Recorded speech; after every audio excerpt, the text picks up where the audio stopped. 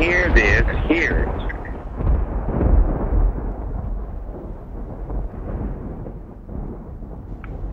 Okay, good. Are you ready for the message to Pergamos? Yes. If you can hear this, hear it. And the Spirit is saying to the churches, and the churches are supposed to be, the way they're telling the story here, the churches are supposed to be the bride that Jesus is supposed to return to the earth to marry. That's the point of Jesus coming back to the earth, is to take his bride, which would be found in the churches. Well, those churches are the reference here, the separation from Asia Minor, all those attached to the G and C, are, if you'll prepare yourself in this place of coming into your place of power, remember the tribulation and all the stuff from 9 and 10, makes the reference then that there'll be no hurt of what they're referencing, the second death. And that second death is when you come into your power and then decide to separate from it again. But see, you remember you're reading it from back to front, so that's the coming part. So you got to get through the floods. So that's the reference to that. Well, we would say a purging more than that would be reference to the second death. And to the angel of the church in Pergamos write, These things saith he which hath the sharp sword with 2 edges. I know thy works, and where thou dwellest, even where Satan's seat is. And thou holdest fast my name, and hast not denied my faith, even in those days wherein Antipas was my faithful martyr, who was slain among you, where Satan dwelleth. But I have a few things against thee, because thou hast there them that hold the doctrine of Balaam, who taught Balak to cast a stumbling block before the children of Israel, to eat things sacrificed unto idols, and to commit fornication. So hast thou also them that hold the doctrine of the Nicolaitans, which thing I hate. Repent, or else I will come unto thee quickly, and will fight against them with the sword of my mouth. He that hath an ear, let him hear what the Spirit saith unto the churches. To him that overcometh will I give to eat of the hidden manna, and will give him a white stone, and in the stone a new name written, which no man knoweth, saving he that receiveth it.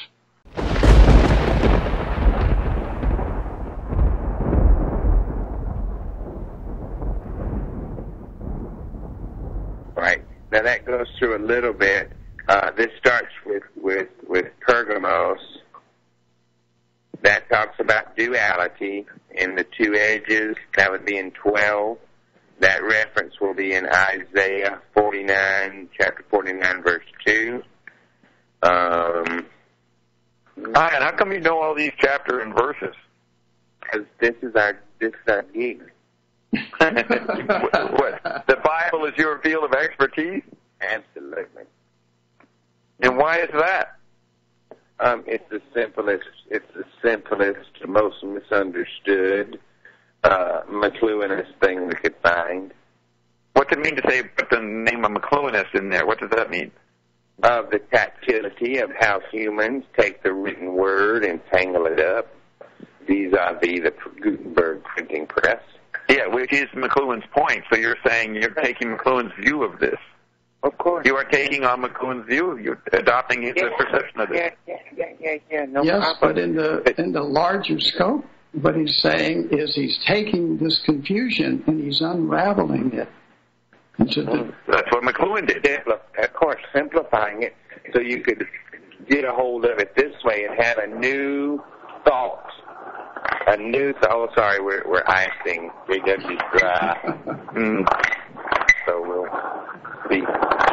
And who was Antipas, the faithful martyr? Oh, now when you start talking about martyrs, we have no regard for martyrs. That means I'm so powerful, I'll martyr myself so everyone can know I was important. There's not a regard. There's no sainthood for that kind of business. From your view. Yeah. Well, that's the one you're asking about, isn't it?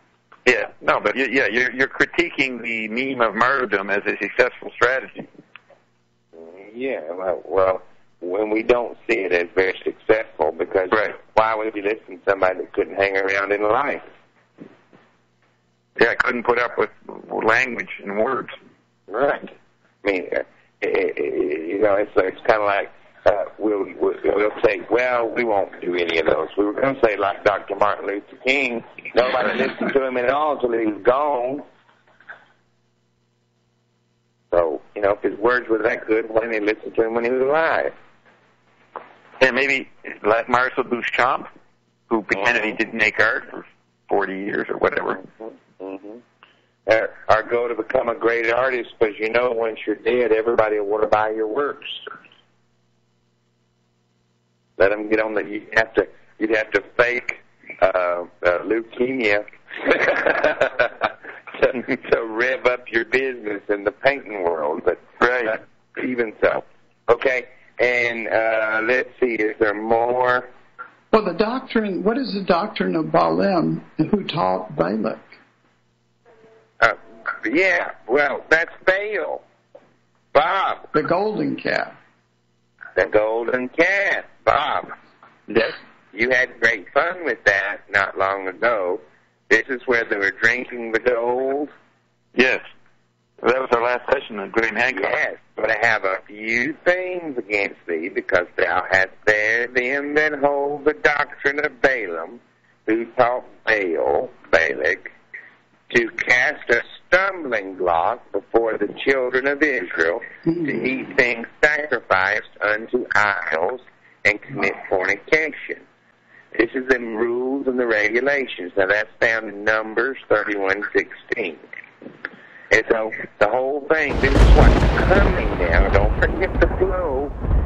John told you these are the things to come.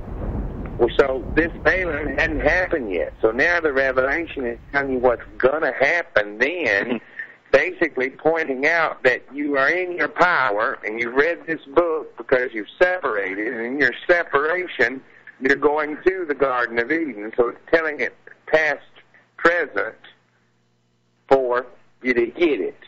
Now, I'm not saying that they are getting it, but they certainly have the opportunity to get it. And see, he's writing these letters to the churches individually. And so the things he's got to say to Pergamos is not the things he had to say to Smyrna. Well, the reason there's a delineation is because if they got it, he didn't tell them how they could possibly mess it up. He left that alone. He only tried to give them words to straighten them out. So when they got to Pergamos, they could look and go, oh, yeah, that's right. Oh, yeah, that's right. Okay, I got it. Look out for Balaam. Balaam's bad news. Don't do that. If you make a sacrifice to your idol, don't eat it. I will come unto thee quickly, saying, repent, or else I will come unto thee quickly, and fight against them with the sword of my mouth. What is the reference to the sword of my mouth? Marshall McLuhan. It's those that would see the duality. If you get the duality is, you can't fight with duality. If you can hear this, hear it. And that is the point. I will not. What is the reference to the sword of my mouth? Marshall McLuhan. It's those that would see the duality. If you get the duality is, you can't fight with duality. But if duality confounds and eliminates you from surviving, then what good is it? It still is, but you don't have to make it be the focus means that you're judging your perspective of power. And if you separate power and authority, that's two conversations, but one you can stray away from, and one you can embrace, if you get this little tidbit of knowledge. And what is that tidbit? To know the difference between power and authority. How can you tell the difference? Well, okay, authority has to tell somebody else how powerful you are. Power doesn't want anybody else to know. It'll keep it to itself. authority would say, I have this screwdriver, and this is how you do it. And you put this Phillips head screwdriver in this Phillips head screw, and you turn it righty is tighty and lefty is loosey, and you go through this whole process. That's describing how you have authority over the handling of a screwdriver. But a good construction worker would just pick up the screwdriver, put the screw in, and move on to the next one and never speak of it. Yeah, that's the difference in power and authority. Yeah, authority is those guys trying to tell you something. Yes, that's exactly right. That's exactly correct. That's great. And that's why we just answer questions, but every question comes back to the point of bringing you into your place of power, activating the non-physical that you've already got. That's what's so magical about this whole process. It's not like you got to go buy something for this to work for you. It's just to recognize that you already have more than you'll ever use to have your power on this earth as it is in heaven. Now, Ed, this is very significant because all through history, people would give you riddles regarding it. Nostradamus was quite infamous for it. Nostradamus, because why didn't he just say it?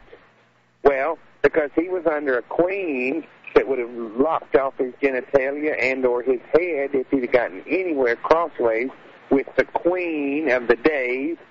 What? Not her power, authority. That's why it had to get all melted together into this other type of wordy words that you could strew any way you want to, because you didn't want to just say it, because you just say it, but everybody could figure it out. Okay? And what was your other question, Ed? Okay, and we'll give him a white stone, and in the stone a new name written. What does that mean, a new name written? A new name, your name of power. The white stone is the purity that will change your RNA and will be the essence of your new DNA equivalent. That would be your second death. Pretty much. Yeah. That's a simplified way of saying it, but yes. There you have it. Wow. Right on, Bob. Wow. Because, yesterday I had all day long this word in my head, Pergamos. And when he's talking about the Pergamos church, he's talking about McLuhan and all these things. Line muted. Right. Yeah. Nice thinking up there, Roxy. Okay, now listen. If McLuhan was so damn smart, why didn't he talk about human beings not being in their power? Okay, that's all he talked about. Now here's the point. What is the image you have of a human being?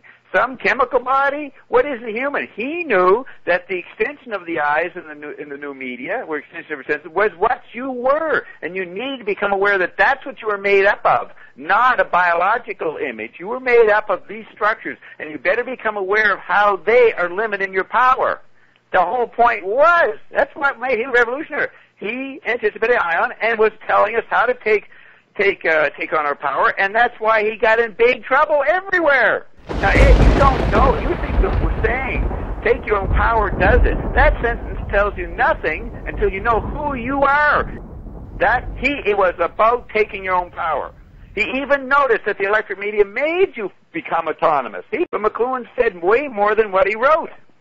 So said and what he else. Am I not going to be able to be in my power if I cannot understand what Marshall McLuhan said about my chemical body and my electronic body? Exactly. That is the point. Deeper level.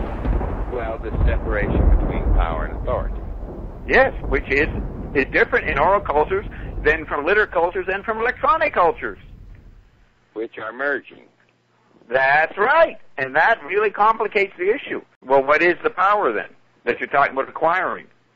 Your non-physical and physical merging is one. So you, as a human creator, can come into your place of power, not authority, with power. When you come into your place of power, you no longer think you know. When you know, then you can assert power in all conditions, tactile or otherwise. But I'm curious as to how, before Joyce and McLuhan, how anyone came into their power. Oh, McLuhan celebrates all of them. But there's nobody who knew the history of culture as much as McLuhan. He cites them all in his books. But how could they have come into their power and go to this graduate school that you talk about if it was pre-McLuhan and pre-Joyce?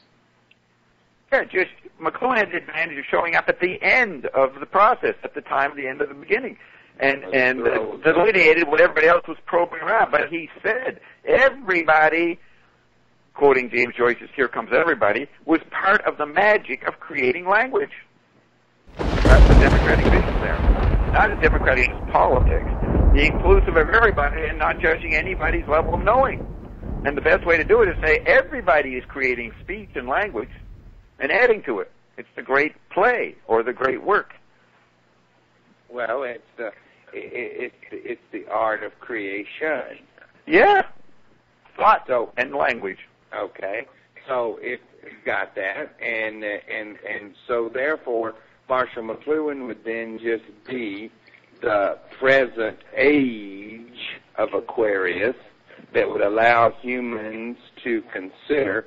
The biggest part of that whole dynamic, which is significant, is the bringing up duality and tactility. Because once you get that, then it undoes many of the means, his word, many of the means that humans use as their excuse for not coming into their power, so that they can know that they don't know because someone else might know something else. And what we're saying, but to validated by Marshall very smoothly, is that once you come into your place of power, you'll very easily not notice all these other, well, if you want to call them technologies, that's okay. We don't have a push against any of that, whatever it is. You ain't even got to the good stuff yet. It's coming. But that whole age of having all power, not authority, but power, that can apply it into your individual personage. Is that too far around the maypole, or was it closer? No, that was the two conversations respond to that. That's exactly what McLuhan said, but the other conversations, McLuhan satirized that. Remember, all his writings are a satire of the human situation, the human comedy, and the result of the two conversations. Right. He's like, excuse me, sir, are you trying to tell me something? You never heard a professor ever say that before. He said that. So much. No. He had the gall to not be a professor and to just ham it up and play every day. And yet did more professing than most others ever alluded to. Like you, Ion. Voluminous hours of verbal play. Uh-huh. Which is great, but we want it simple, and we don't. Well, I don't mind. Keep it simple. Keep it simple. When we're doing the Bible, that's a simple document. Uh-huh. And if you could get it this way, simply, and see that even in this, some say is not simple, but it most certainly is when you start looking at what the actual word printed press Gutenberg words are.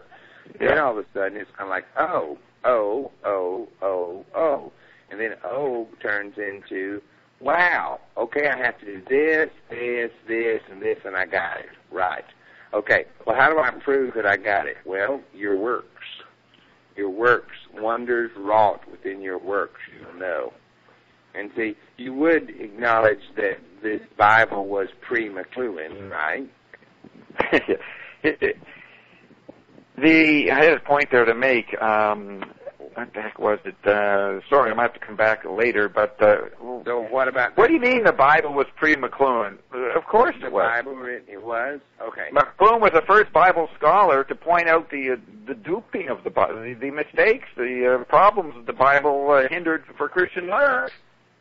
Nobody, Christian scholar, ever did that before. I mean, we're talking, in the popular lingo, this guy was a blatant anarchist, raving, psychotic guy, destroying everything. Which is what Walter Bower said when he began to understand what McLuhan was saying. He said, Bob, McLuhan's undermining the very foundations of our Western civilization. I said, exactly, Walter. Walter never could get over that. That serves you well because Western civilization isn't doing very good on its own volition. So yeah, McLuhan had down. He predicted it. I could say all that I'm saying, and since nobody knows McLuhan well enough, if I never said it was McLuhan, they'd say, wow, look at all that stuff Bob's saying. I'm just being, quote, honest and telling you where I got the words from. I don't have to. And if I never told you it was from McLuhan, you would never know, and you just think, well, Bob's got a pretty interesting view. How did he come up with that? That's the point there of referring to just a little bit. You've completed a lot more of McLuhan than McLuhan ever did. Well, that's the postgraduate work when we get to, and I was doing that with Craig today. Yes, McLuhan got hung up on the difference between power and authority. Well, that's a simple version of it. He didn't get as far as speech. Oh, granted, yes, that is the most simple. Yes. Yeah, he got it way further. He understood the difference in the issues as far as one could as a human being at that point, and nobody even got to that level. They're still back in the 19th century. But he didn't have Connie. He didn't have Carolyn. I had the advantage of interacting with someone that kept us on the wide and true path, the wide and open and diverse path of tactile engagement. Nobody had that. I was the lucky guy there, and I agree with you. I have completed McLuhan and moved beyond it, but to understand it helps, to get a little back on it. Well, how's it working for you? I can quote. I don't have to be quoted. I can do William Blake or do Shakespeare or Dante. You can quote all these guys and what they were pointing to. I like to quote Master Eckhart, which in the 14th century, he said, only the hand that erases writes the true thing. That's trying to write in a writing culture and cancel defective writing right there. That's a guy who understood how to take your power in a writing culture. Only when I erase what I wrote do I write the true thing. Imagine trying to say that to the Pope back then. Sure, or now. That's right. As McLuhan said, if you're interested in the truth, you better lay low. Now, you could say, well, I'm going to take my power and tell them, do the Blanche. I'll do a Blanche syndrome. I own this station and I am that. But other people say, well, Blanche, you're going to end up in jail if you keep that up. That's authority. That's not power. Yeah, that's right. Blanche showed her power when she came back and said, oh, I didn't mean to offend anyone. That's exercising power.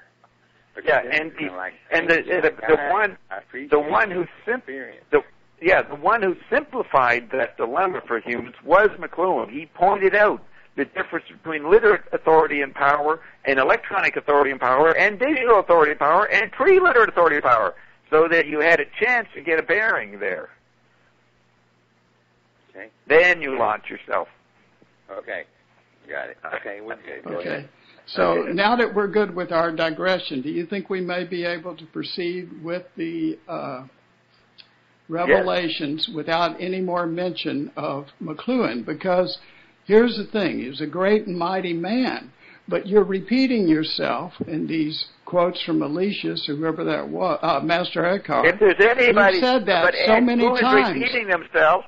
Look, Ion is repeating himself continuously. No, he's giving revelations here that have never been given before if you will give us a chance. Yeah, and I'm telling you what it means. Oh, thank you. But we were asking Ion, Bob. Oh, no, but Ion doesn't want to be a cult. This is an intelligence analysis with non-physical, not with Bob. No, Bob is non-physical. That's what I'm including. But like Ion, we have to use words, which is part of the non-physical. You just don't want to offend the labyrinth of your mind. So, Ed, you're turning this into a cult. Look, Ion right here will agree with me when I say Ion wants response. Not just Ion to spout. He wants our response, our interpretation of it. Ion, it's the average, the good Bible scholar say, Mr. Ion, you're taking what is obvious and pretending it's something else. This was written long after Moses. No, it wasn't. They knew about Balaam. No, it wasn't. Well, can you prove it when it was not? You see, you're saying it wasn't written when in 95 A.D. So how can you, quote, prove or support that statement? Why would you believe that it was written in some nether zone of now and was before all that unfolded. Well, Bob, did they have a printing press in 95 AD? No. Did they have a King James version of the Bible in 95 AD? No. Did they have a Gutenberg reference that made this paper to print its word on in 95 AD? Well, if you want to keep it on a simple level, I would say no, but all those things did exist because all exist now. Okay. Then who's available from the Council of Nicaea to verify this was the exact transgression that they said was okay in the open canon? There ain't one. Who's to verify what you're saying, that this was a repeat, the Bible goes backwards? Who's to verify? What's to verify to back you up? John, well, yeah, that was written after Jesus from our visual, our apparent common senses view. Oh. Well then. Yeah, you can say all you want, but can you show me how the backup that was written before and all this? Yeah. The revelation of Jesus Christ, which God gave unto him to show him unto his servants things which must shortly come to pass. Yeah, and that's what comes later, the next 1,500 years. Okay, so what was the point? Now you wanted something. Yeah, like I'm trying to figure. I heard what you said, and then we're cleaning it up. We read that, the first verse, and you said, nope, I ain't having that. So we said, okay. Who bear record of the Word of God and of the testimony of Jesus Christ and of all things that he saw. Well, did you notice that people think that the John the Baptist's work is referring to events after he lived? People adapt it to today. Herbert W. Armstrong's church and other churches say this is predicting 2,000 years before what's happening to us now. There's that way of looking at it. That probably as well. Well, how do they? You can't go by that, though. There's nothing to prove that, so you can't. Well, there's a lot of scholarship that thinks it's proving that. Oh. Well, I'm not saying it's true or not, but I don't see it. I'm asking you to prove that it means that. How can you support the idea the Bible goes backwards? Well, Bob, here by the word. I don't think you can. I'm not saying it's not true, but okay, go ahead, prove it. Okay. John, to the 7 churches which are in Asia, grace be to you and peace from him, which is, and which was, and which is to come, from the 7 spirits which are before his throne. And then all the references go back to the point of what is to come. It's clearly that this is the beginning place. Because how can you write... Of what comes after Jesus expired. No, that's not what it said, because these are the words of Jesus. Written by John. John claimed they were the words of Jesus. Well, good, because it was the beginning place that tells all that's supposed to become. Okay, Ed. You know, I assume, that most people think the Revelations is about what happened later. You could say it happened during King Henry, or happened during Hitler, or now. You know that's the normal acceptance of it, right? Well, they got on the wrong start right from the first verse, because the first verse says things which must shortly come to pass. So these have not happened yet. Yeah. Things which must come to pass, which is all that. Remember, that's at the end of the Bible. What comes to pass is after this was written, not what would happen before it was written. But then you read the words. If you go by the words that are, it tells about all this. The past. What you're saying is the past as soon to come. That's what the point is that's if you look, the proof is how it is written. Right. So if you take those first sentences and say everything that happens in the next 23 or 22 verses is what's to come, and it's referencing stuff. It's the whole Revelation. It's the introduction to the entire work of the Revelation of John. Yeah, you're saying that this is to come. Therefore, if it refers to Baal and the gold guys with Moses, then that must be part of what's to come. Not what's supposed to be. That's what it says is to come. Right. Now, probably some people could go in there and say, well, that's not what it says. It's this or that, and they can argue over it, or they go back. They've been doing that. That's what split when Henry VIII couldn't get his divorce from Catherine of Aragon, that's what caused the split for the Protestant church and the stuck with. Right, and so you're taking in this endless argument and misinterpretation or cohabitation with what they think it means, you're taking a particular view of it. You're saying, no, it means this. You're extracting yourself from the argument and saying, no, it means this. Well, those engaged in the argument may not include you because you're not engaged in the argument. Well, that's good. That's all right with us. We still won't change our words. That's okay. I'm with you on that. I'm not that interested in this document. I mean, I'm interested in getting what I get from it, but it's obviously not relevant to taking my power. Well, if it told you how to do it, it'd be significant, wouldn't it? Does it tell us how to do it in there? Yes, it does. And we're going to come up to that. It's going to be in the Revelation document. Well, I don't know if you will or not. No, don't judge me. You're saying it'll be in the next 22, 23 verses. We will see that. Chapters. Right? Chapters. Yeah, chapters. Sorry. Yeah, chapters. It's coming in what we're exegeting right now. It's coming. The answer, what you just were meaning by the answer and how to do it, will be in these chapters. Yes, of course. Okay, good. Okay. That's why we're doing this. It's a revelation. Okay, good. It's a revelation. All right, good. I got no problem with that.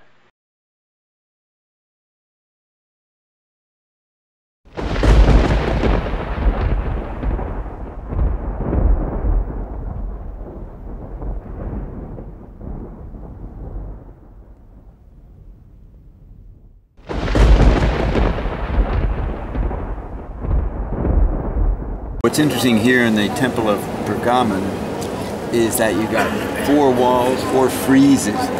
A, which is this, B, and C, this, and then these 2 sides and are D. But it's about the battle of visual space conquering acoustic space. Well, my chart has the battle of various kinds of tactility over the original analog sensory spaces. So you see in the Croker quadrant, tactility squared, that's the Android mean begins in the Croker quadrant or satellite, holeopathic satellite squared.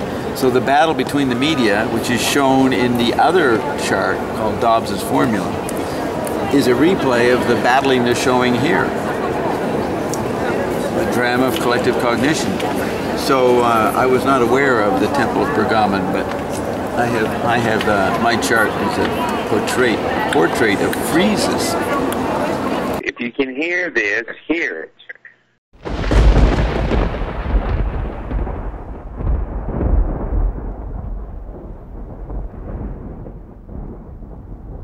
But I am what? The oligarch, is that the oligarchy? Or is it the mass mind? Maybe. Describe how your chart applies it. Well, my chart does apply it. We have a mixture of the top down and the bottom up. So you've got oligarchy is bureaucratic control by the secret intelligence agencies, but then there's the bottom up chaos caused by new media. You put the two together, and the audience goes from one side to the other, back and forth quadriphysically. So the oligarch would be... I just want to finish your point here. I'm agreeing with you. The oligarch is a better term than oligarchy. I agree with your term. Helter-skelter, yes. Yes, helter-skelter, exactly. Oligarch is the top-down and bottom-up merged and rear-view mirroring it, while the wonderful world of being merged with everybody is being ignored. What is it when you rear-view mirror it bareback? Bareback, did he say, Carolyn? Carolyn frowns, Zion. No mood for that.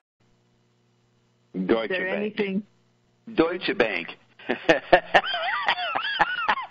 Now, that's the oligarchy, and the Deutsche Bank, the Goths and the barbarians go way back, Ion. You're saying that the Deutsche Bank has roots back in that area, or beside that area, next door, like our intestines are next door to parts? From it. from it. When you showed us, when we watched you as the hologram on Skype on November 27th, you showed pathways to us which were not coming from our world. Is those pathways what you say in reference to Deutsche Bank? Those kind of not obviously connected pathways? Or is it just directly connected?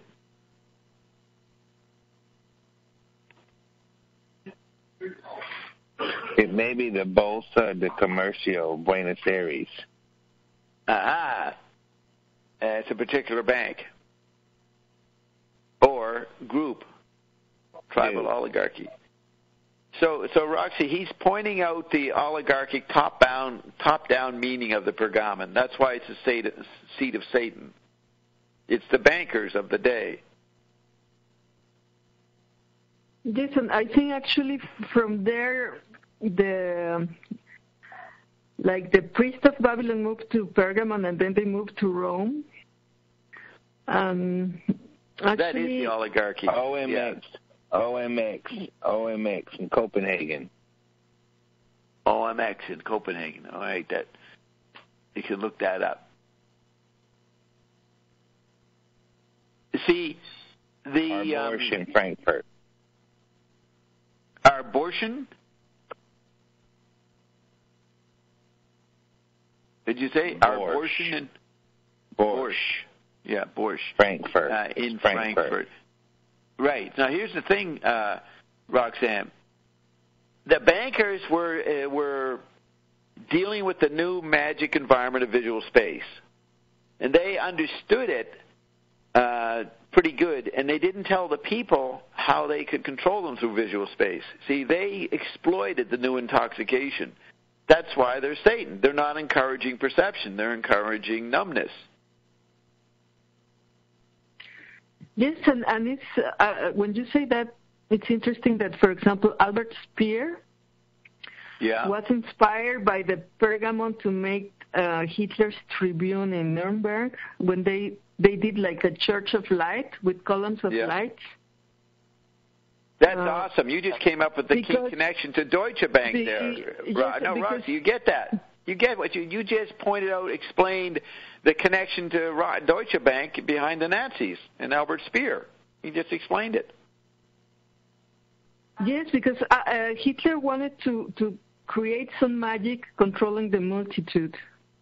Right. And they actually retrieved the Pergamon. Yeah, Albert Speer was the great architect of Nazi Germany. And McLuhan writes his first essay.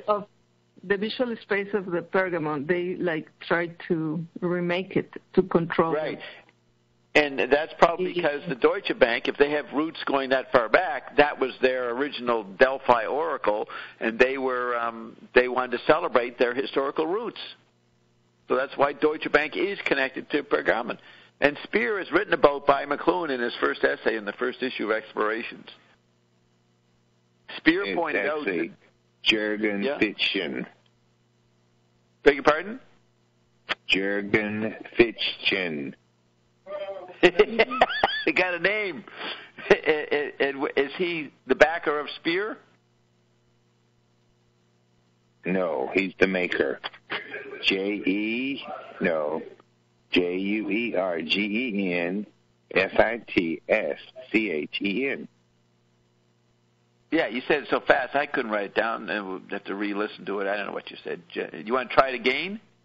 You want to be fair and do it slower? Ooh. See, he won't do it.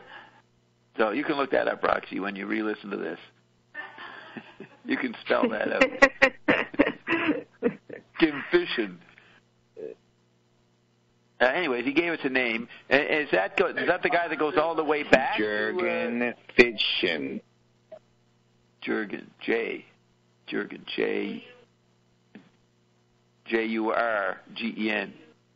Ergen. Fishin. Okay. Now, does he go all the way back, parallel worlding it back to the Pergama era that we watched? He's a 20th century update. Oh, maybe. Thank you, Ian. Maybe. And is the the war of the giants with humans depicted in the Pergamon somehow relevant? Well, let me add this, Roxy. LaRouche says the gods of Olympus were the oligarchy. The oligarchy. So you had this democratic impulse coming out of the Greek heroes and in the myths. So it is true. The gods are the bankers, the guys hijacking visual space at the time. So, yeah, I think. Okay, that's my take. The giants. The giants are. The giants are either acoustic space, and the young generals that are beating the giants are funded by the oligarchs. You could look at the big giants are Finnegan, and that was tribal pre-literate man, and that was obsolesced by the phonetic alphabet, which would be the young Greek heroes. Now, Ian, do you have a different take on that than we're saying? Paul Ashliner. Oh, we're getting names, Roxy, tonight. We're getting the guilty list. Paul Asner? Achleitner. Eitner. I got sort of that. Paul Ashleitner. Is he still around? Is he here in the physical? Is he on the drops? Didn't say. Yes. Well, that's cool. We all know that Janet Yellen is. She's doing fine on the drops. Okay, next point. Let's see if I'll unmute some people if they are unmuted. Could you tell us? Don't say could he. He can tell us, Roxy. Okay. Bob went to the Pergamon altar, and where are the factors that we're not considering to our visit there? Yeah, what did Bob learn that he didn't notice?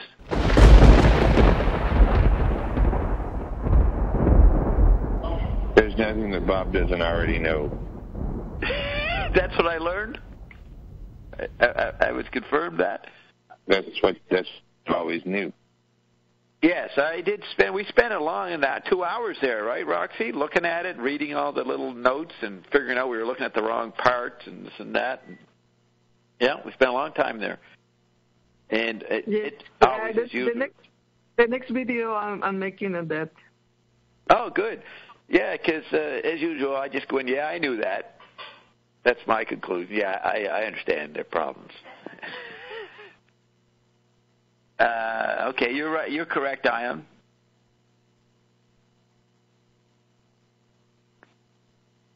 Yeah, so maybe that just marked like this exegesis. Exegesis.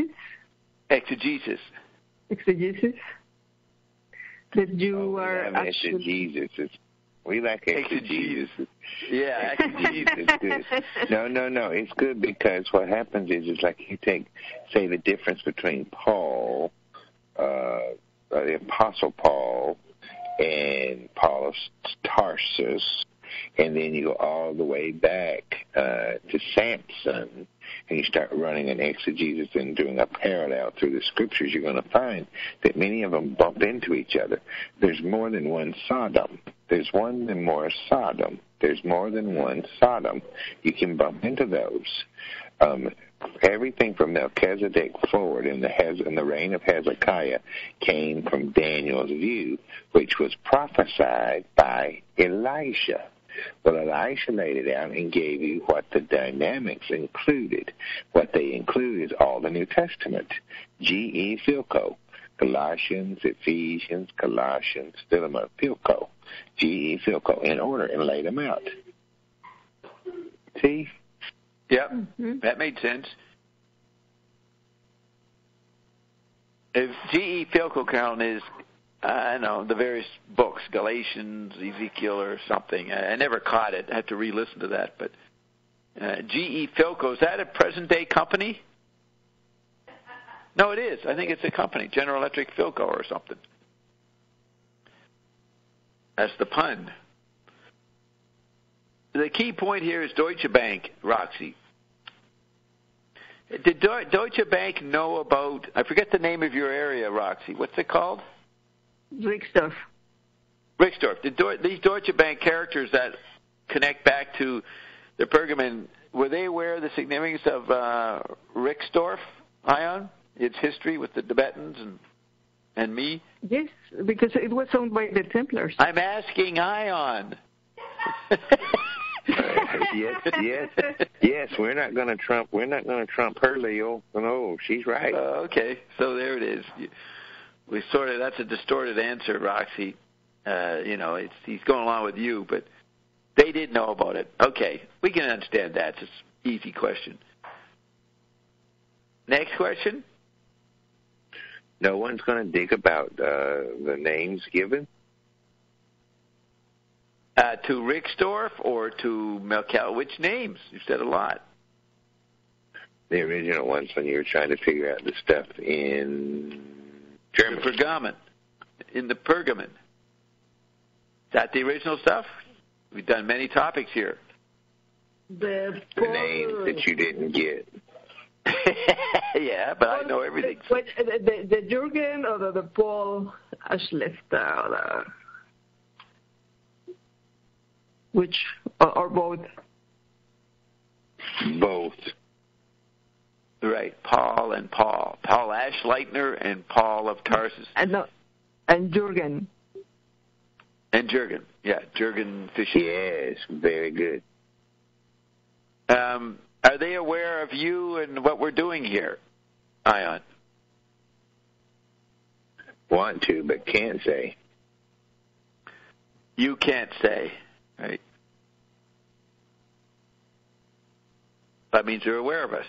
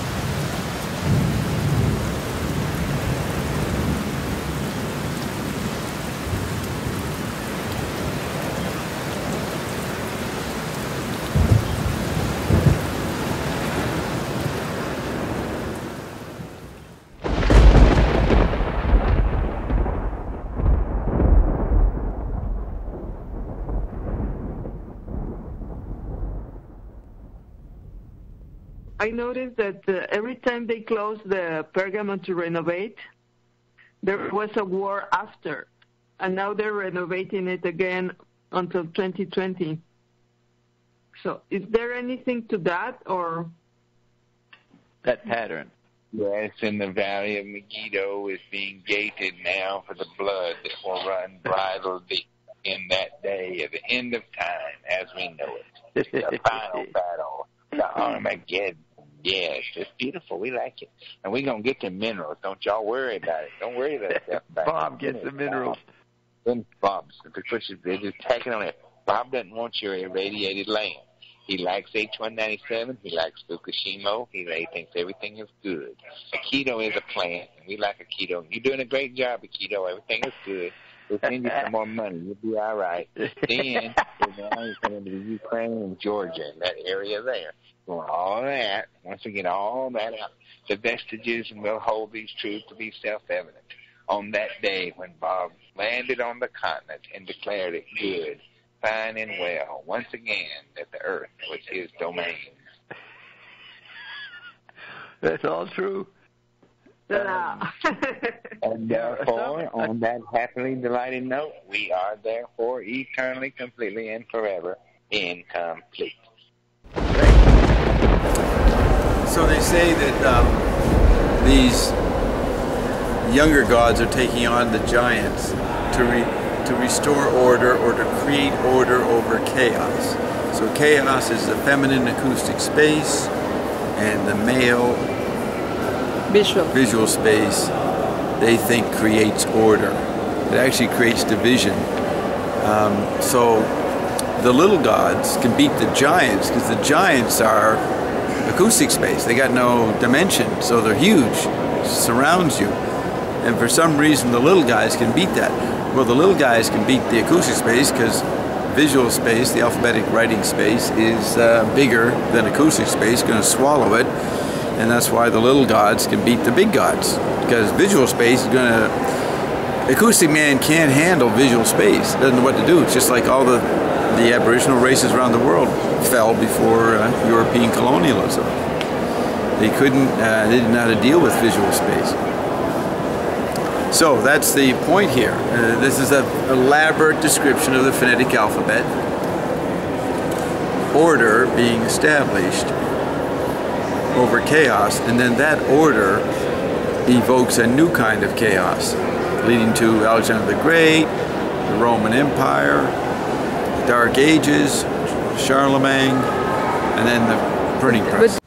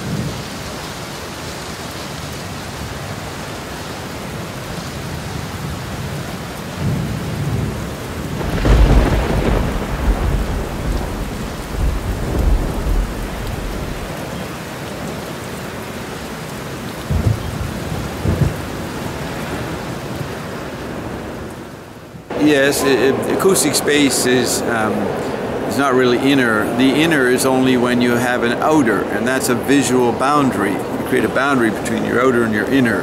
So that's a product of visual space. Acoustic is simultaneous and can't be seen. But visual man calls it inner space. And McLuhan said that that's what Immanuel Kant brought in, the rediscovery of inner space after the phonetic alphabet. With the beginning of the electric age and the time of Ben Franklin. It wasn't an environment yet, but he started thinking electrically. So Kant is the second Copernican revolution of retrieving inner space. But inner space is not appropriate. Really, acoustic space is chaos. Almost very close to tactility. So this elaborate art form showing the effect of the phonetic alphabet. So what art form would show the effect of the satellites? The magazine, the weekly magazine inventories all the activities around the planet, like Time Magazine, Newsweek in the old days. That would be the art form. McLuhan used to say that the daily publication of newspapers was the weaving of the bayou, the tapestry of Bayeux. The Bayeux Tapestry, that's what it's called, where all the people would get together in France and just weave the major events.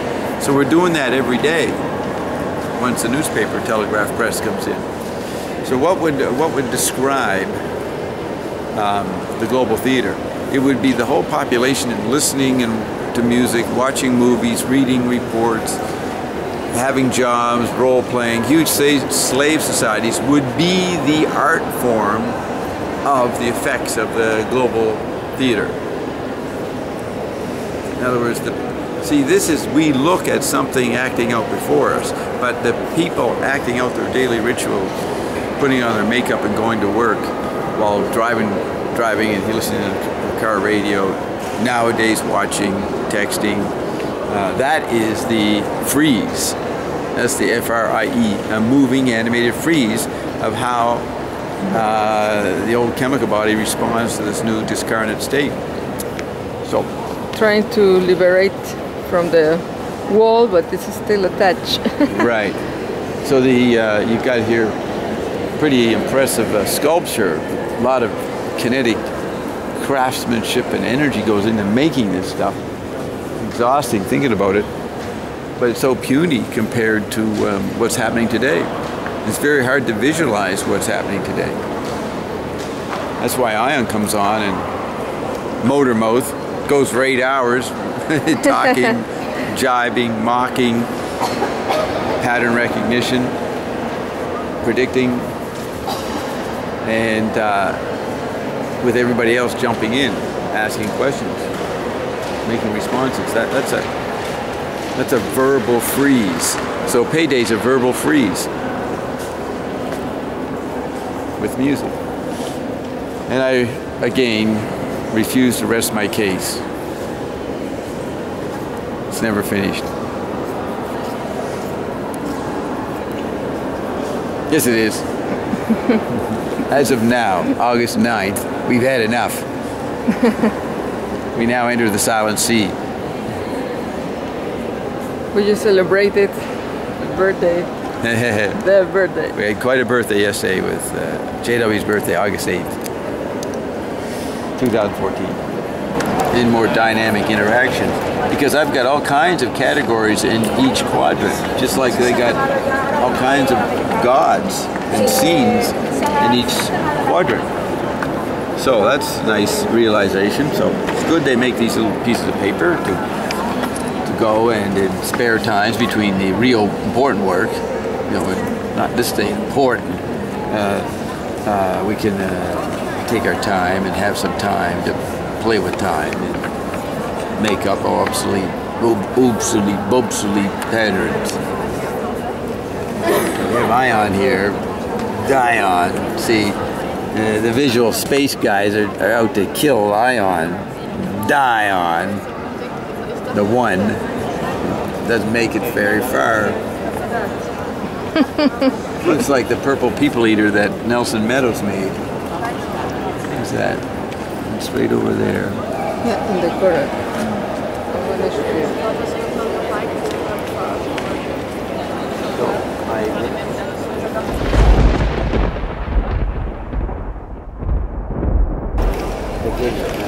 Attempted to finish.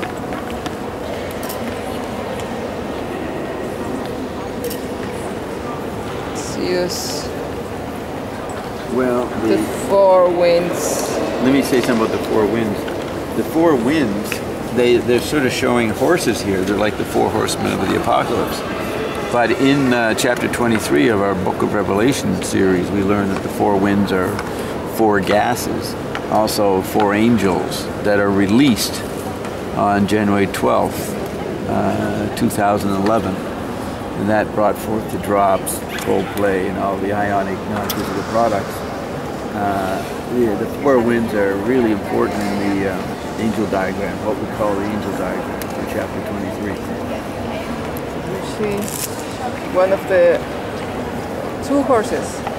Right, 2 of 4. So you can listen to, you can see Dan Winter's analysis of chapter 23, the diagram, but it's very inadequate compared to what we've got from Ion.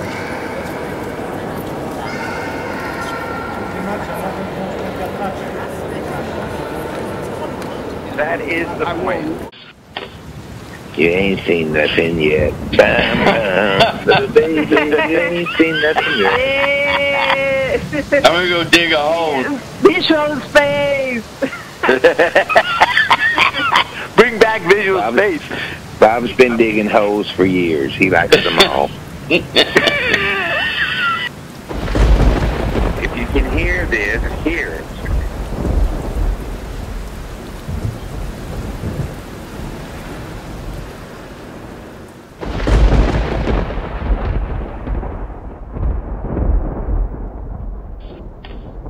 You ain't seen nothing yet. You ain't seen nothing yet. Little baby, you ain't seen